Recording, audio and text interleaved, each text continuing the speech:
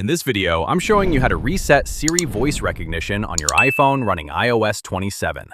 This is my iPhone 17 Pro running the latest iOS 27, and I'll walk you through the entire process step by step. Let's get started. First, open the Settings app. Next, scroll down and tap Siri.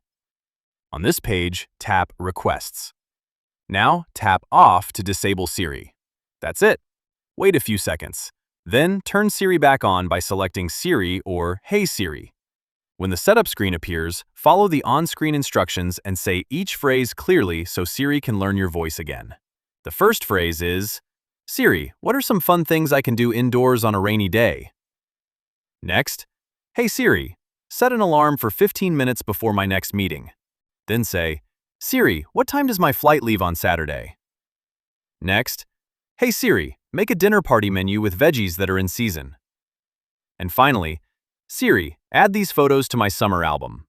After you've completed all 5 out of 5 phrases, Siri finishes setting up and Hey Siri is activated again with the new voice recognition.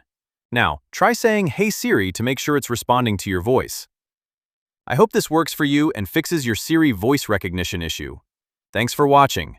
Don't forget to like, subscribe, and I'll see you in the next video.